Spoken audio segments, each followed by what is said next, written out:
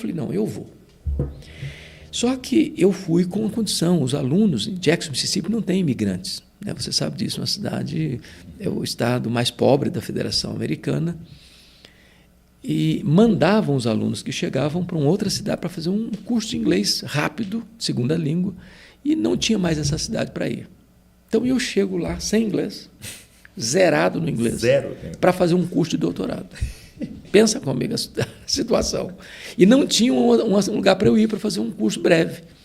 Então, abre um curso experimental na Jackson State University, que era 99% de black people. Os 2 professores que surgiram, três professores, 2 da Rússia e 1 da China, falavam tudo, menos inglês para mim. O sotaque era pesadíssimo. E eu entrei como cobaia. Quando terminou o curso, eu falei, gente, eu não estou aprendendo nem inglês, o tempo está indo embora, eu vou voltar desesperado, fracassado, derrotado, frustrado. E eu procurei o professor, um dos amigos que eu tinha lá no seminário, falou, olha, meu tempo está indo embora e eu não estou aprendendo inglês, nem começando o curso. Eles reuniram lá, Douglas, e me propuseram uma coisa maluca. Falaram, olha, só tem uma alternativa para você. A gente adia o TOEFL teste por meio do seu curso e você entra, se vira no curso de doutorado, aprende inglês e se vira. Troca o pneu do carro andando. Andando. E aí o que acontece? Pensa num cara que tinha um inglês de bebê, numa classe de doutorados, de pastores experientes, alguns deles da Escócia, outros dos Estados Unidos. E eu lá no meio deles. Não entendia 30% que falava. Mas tinha que no outro dia apresentar trabalhos e fazer... Ler livros e artigos. Tudo. Aí, Varão, o que me salvou? Na minha classe eu tinha um aluno que era missionário americano no México. Falava espanhol. Falava espanhol. Falei, me conta aí em espanhol o que aconteceu na aula. O que tem que fazer para amanhã? E ele foi me dando as dicas. Quando chega no final daquele módulo, o ponto principal era 20% de presença, 20% da nota era a participação em aula e 60% o chamado made paper, o trabalho escrito principal. Eu entreguei meu trabalho. Um TCC ali. Um TCC. Quando eu entreguei meu trabalho, o professor me chamou no escritório dele e disse, o seu trabalho foi o melhor trabalho da turma. Eu tomei um susto. Falei, como assim? O seu trabalho é o melhor da turma. Eu quero te matricular num curso de PhD. Falei, não, eu não posso ficar. Aquilo me encorajou. E aí eu descobri uma coisa. Uma coisa é você falar a língua, outra coisa é você escrever alguma coisa. Ok. Você pega na rua aí, todo mundo que fala a nossa língua, português da nossa mãe. Exato. Chama uma pessoa, fala, senta aqui e escreva um artigo. Nem todo mundo que fala a língua tem habilidade para escrever. E aquilo me deu um ânimo. E aí eu morei na biblioteca esse tempo todo. E eu fui o único aluno da turma que no dia que encerrou a aula, eu já estava com a minha tese pronta. E sabe qual foi o momento que eu defendi minha tese, Douglas? 11 de setembro de 2001. No exato momento que as Torres Gêmeas estavam sendo atacadas, lá em Nova York, eu estava defendendo a minha tese de doutorado. No horário? Exatamente no horário. Quando eu saí da sala, com a aprovação, eu saí, vi a televisão, uma cena das torres pegando fogo, falei, é filme de ficção, nem me importei. Filme de guerra. Filme de guerra. Quando eu chego em casa, a minha esposa desesperada. E eu estava com a passagem de volta para o dia 12 de setembro, com tudo fechado, casa fechada, gás fechado, luz, tudo com as roupas, tudo dentro da mala. Travou tudo. O país virou um pânico. E eu saí de lá 4 dias depois, numa luta terrível. Então, Deus me deu essa experiência. Maravilhoso. Nessa situação. E dom de línguas escritas. E qual foi sua tese? A minha tese foi sobre pregação expositiva, um modo de crescimento da igreja, saudável do crescimento da igreja, um modelo para o crescimento saudável da igreja. E era um curso de homilética? Era um curso de pregação. E eu foquei na área de pregação expositiva. Por isso, quando chego no Brasil, eu dei uma resumida na minha tese e publiquei o livro Pregação Expositiva, que é um extrato da minha tese. Sim, que legal. E também uma coisa linda, que quando eu volto, Deus põe no meu coração, com muita clareza, começar a escrever comentários bíblicos expositivos. Foi a partir daí? Foi a partir daí. O primeiro foi Apocalipse. Já começou fácil. Comecei fácil, já comecei com um pequeno desafio. E Qual a importância, então, da pregação expositiva para uma comunidade? Por que ela é? Eu estou convencido, embora eu respeite os outros métodos de abordagem, como a pregação tópica, a pregação textual, mas eu creio que a pregação expositiva é o melhor modelo para pregar a palavra de Deus. Eu costumo dizer que a pregação expositiva se resume em 3 verbos: ler o texto, explicar o texto e aplicar o texto. Ler porque o sermão não brota da cabeça do pregador. O sermão emana do texto. Explicar porque esse é o papel do pregador. É abrir a Escritura, expor a Escritura. E aí nós temos uma palavra técnica que nós usamos, você usa, chamada de exegese.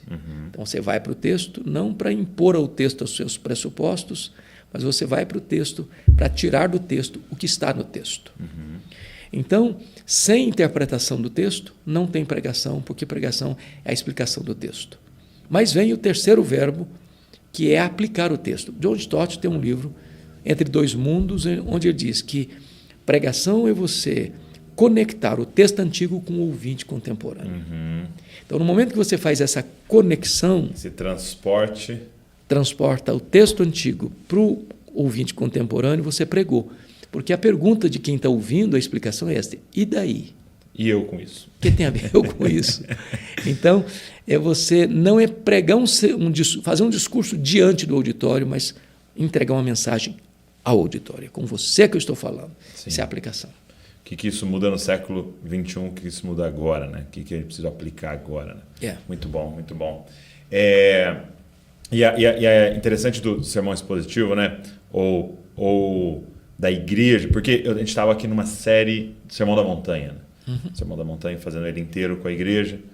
E você vai chegar no texto do divórcio. Exato. E você vai ter que lidar com isso. Você vai chegar no texto do jejum, você vai chegar no texto da generosidade, da esmola. E às vezes não é nenhuma maldade, né? Mas dificilmente você pensa, você está lá na sua casa, lá como pastor, né? E fala assim, acho que hoje eu vou falar de divórcio com o pessoal, né? Não é uma vontade que você tem, né? E eu costumo brincar com isso, que a pregação expositiva livra você dos milindres. Né? Imagine essa cena que você mencionou aí, de um pastor jovem que está chegando numa igreja e tem lá um líder da igreja que está vivendo um conflito conjugal. Sim. Mas é a pessoa que, nos bastidores, se ele inclinar para a direita, o pessoal vai para a direita. Se ele mandar ir para a esquerda, vai para a esquerda. Aí o pastorzinho novo chega lá, presbítero numa crise conjugal, o líder da igreja na crise conjugal, e fala: meus irmãos, eu vou falar sobre divórcio. E aí esse cara já torce o nariz. A família dele já fica desconfortável. Ou esse cidadão levanta no meio do sermão e vai embora, e leva a família embora. E esse pastorzinho pode arrumar a mala e ir embora, porque ele não consegue mais ficar lá. Sim. Mas imagine, dentro da sua cena, que ele esteja ou expondo o Sermão do Monte, ou expondo o Evangelho de Mateus, de uma forma geral. E no domingo passado ele expôs Mateus 18, falou sobre perdão. Mas no domingo que vem, todo mundo espera que o pastor exponha Mateus 19. E o assunto fala de divórcio. Se ele pular, é pior ainda. Mas espera-se que ele vai expor Mateus 19. Sim, então não tem milindre. Se esse camarada... Não é uma indireta. Não é indireta, não é carapuça. Isso é maravilhoso. Faz muito sentido, muito bom. E como é que o senhor prepara um sermão? Você tem um método bem fixo? Eu estava agora com o Jaider, nós gravando um congresso sobre pregação essa semana passada. É mesmo? Lá nos estúdios da LPC. E a Raquel Novaes, que é uma cantora muito querida, estava lá. E ela ficou assim, impressionada e até perplexa quando eu afirmei isso, numa pergunta que foi feita. Quanto tempo o senhor gasta para preparar um sermão? Eu estou com 40 anos de ministério, com a cabeça branca, e eu respondi honestamente. Eu gasto, em média, 8 horas para preparar um sermão. Ok. Porque, às vezes, Douglas, as pessoas têm uma ideia de que você, depois de um tempo de ministério, como você e eu, um pouco mais de tempo, cabeça branca já, que fazer sermão é uma coisa natural. Né? Que você sai de casa e, enquanto você caminha para a igreja, as ideias vão se concatenando e você chega lá e despeja aquele conteúdo. E as pessoas não percebem que é um trabalho árduo, afadigar-se. Demanda tempo, demanda oração, demanda estudo, demanda investigação, pesquisa. e você põe uma coisa no outro, e aí você prega a primeira vez e, puxa vida, não foi tão legal. Aí na segunda vez, essa ilustração vai ficar melhor. Aí você, na terceira vez que você prega, o sermão já está mais redondo. Né? Então, cada sermão tem a sua história, mas em média 8 horas. Então, o que eu faço? Primeiro, na pregação expositiva, é aquele texto. Qual é? Já estou estudando o texto, o trecho o livro. Então, eu vou ler o texto 1, 2, 5, 10 vezes. Gosto sempre de ter um papel em branco, uma folha, e vou anotando o que me chama a atenção, os verbos, as conexões, as repetições, as ênfases, fazendo uma pergunta vital, que Haddon Robson chama de a big idea, a grande ideia, ou Jay Adams diz o propósito. Qual é o propósito desse texto? O que está na cabeça do autor? Qual é a mensagem principal? O que ele quis dizer? O que ele está falando? Que doutrina está ensinando? Que verdade está ressaltando?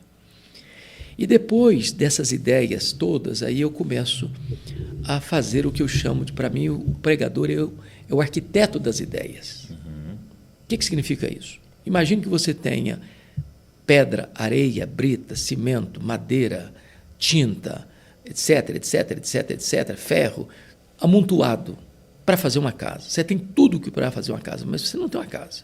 Você tem os elementos. Okay. Mas o arquiteto consegue ver essa casa e desenhar essa casa, e colocar em 3D essa casa, antes da casa brotar do chão.